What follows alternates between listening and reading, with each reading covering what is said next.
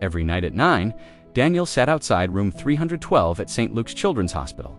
He hadn't entered in 17 days. His 5-year-old daughter, Lily, had passed away there after a long, hard battle with leukemia. He just couldn't bring himself to step inside again. He couldn't face the empty bed, the crushing silence where her laughter used to be. So he just sat completely alone, staring at the door as if, by some miracle, it might open and she'd run out, yelling, "Daddy, look what I drew for you!" The hospital staff, bless them, gave him space, all except Miguel, the night janitor. He was a soft-spoken man, probably in his 60s, who mopped the halls with the kind of care you'd see someone give to a sacred shrine. One evening, Miguel stopped his work near Daniel, leaned on his mop, and said gently, "She liked red balloons, didn't she?" Daniel looked up, startled. He hadn't spoken about Lily to anyone. "How did you know that?" Miguel answered quietly, "I saw you bring one every Tuesday. You'd tie it to her for pole. She'd wave it around like a flag." Daniel's eyes welled up. It had been weeks since anyone had mentioned Lily by name, had shared a memory of her. The next night, when Daniel arrived for his vigil, he found a single red balloon tied to the handle of room 312. There was no note, just the balloon, swaying gently in the breeze from the AC vent.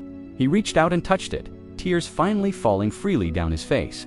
And for the first time in 17 days, he pushed the door open. The room was sterile, clean, empty, but not entirely.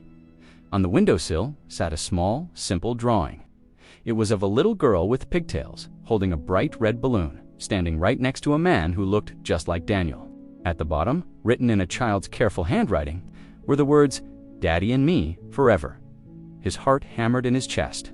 He turned, and there was Miguel, standing in the doorway, holding a damp rag. That wasn't here before," Daniel whispered. Miguel nodded slowly. "My granddaughter, she was in this room last year, same age. She had the same laugh too." He took a deep breath. "She drew that for me the day before she left. I kept it. I was hoping that one day, another daddy might need to see it." In that moment, Daniel broke down. Not just from the suffocating grief, but from the overwhelming feeling of being seen, of being understood in his pain. They sat together for hours, two broken men sharing stories of their little girls, who both loved glitter, cartoons, and holding their daddy's hands during scary blood draws. Weeks passed. Daniel stopped his nightly vigils outside the room. Instead, he started volunteering at the hospital. He read stories to the kids, donated toys, and helped other parents navigate the dizzying maze of fear and hope. One day, he asked Miguel, "Why didn't you tell me sooner that you lost someone to?" Miguel gave a sad, wise smile, because grief isn't a competition. It's a language, and sometimes you just need to find someone who speaks it fluently. Now, every Tuesday, Daniel ties a new red balloon outside room 312. It's not for goodbye anymore. It's for remembrance. And every night, Miguel leaves a fresh drawing on the windowsill, a quiet promise to the next grieving parent that they are not alone. It's a message that their child's light didn't just vanish. It just found new hands to hold it, because in the quietest, most painful corners of our lives, the kindest souls are often the ones you least expect, carrying a little piece of heaven with them. Thank you for listening.